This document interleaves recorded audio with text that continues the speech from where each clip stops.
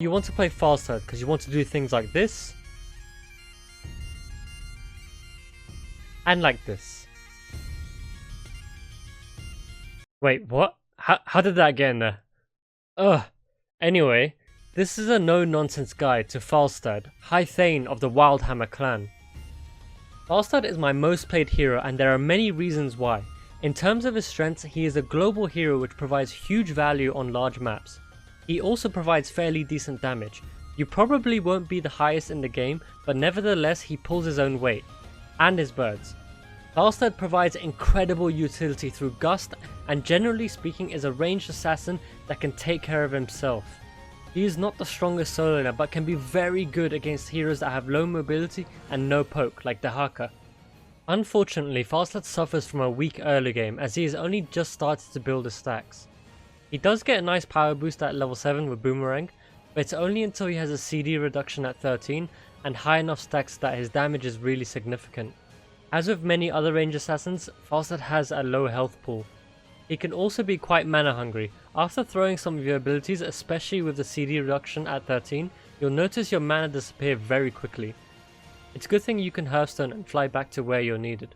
In terms of playing Falstad and any hero that has a global, what you want to do is split push. This means you are split from your team, soaking a lane and pushing it. You should always be aiming to split push where it makes sense to do so. For example, let's say you're on Sky Temple. The first set of temples have already finished and the next temple to appear will be on the bot lane.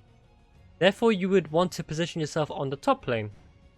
When the temples start to activate, the enemy team that is laning against you must leave far earlier to reach the objective, whilst you can soak the lane and push much further and be on time for the objective too. Also, you should be constantly looking for potential ganks on all lanes. You will want to fly into a bush or just slightly behind the enemy where they have no escape.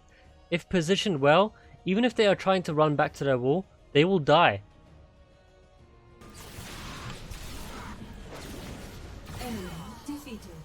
In terms of how to deal damage, it's okay to be using your W on the tanks. In fact, most of the time you will be because you just won't be in range of the squishier targets. If you can hit the front line and the back line with your Q, it's even better. Sometimes it's also good to hold on to your Q if you can see that one of your allies are getting reliable stuns or roots. Very similar to Vala, you will only ever want to barrel roll aggressively in order to secure a kill or potentially get a good gust in. Just remember, you can use barrel roll to cross over terrain and more often than not this will save your butt.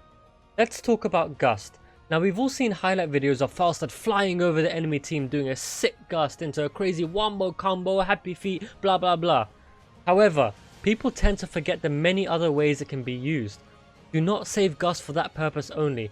Gust is used to isolate heroes from their team, to disengage from a losing fight, or to interrupt important heroics such as Mosh.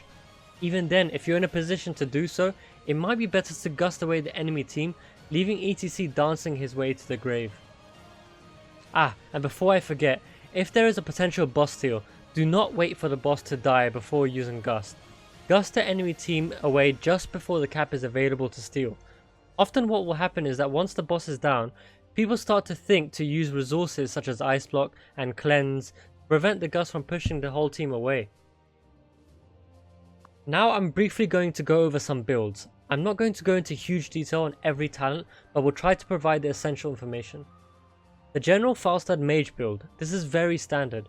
It provides very good wave clear and decent burst damage. Sometimes you will want to take Static Shield over Hammer Gains at level 4. Static Shield is better in teamfights, whereas Hammer Gains is great in laning and general self-sustain, which is needed on such maps as Sky Temple.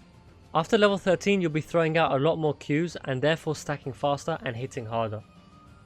If you feel like you're not going to be able to stack your Q much the whole game and the enemy team has chunky frontliners or are just in general strong against ability damage, you can take this build. Note that despite the fact this is AA focused, you do not take Secret Weapon at 7. Why, you ask? Because Boomerang provides amazing wave clear and it's also useful damage in teamfights. The only time I would ever recommend Secret Weapon is if they have damage mitigation like Medivh Shield, where stronger AA damage is better than burst.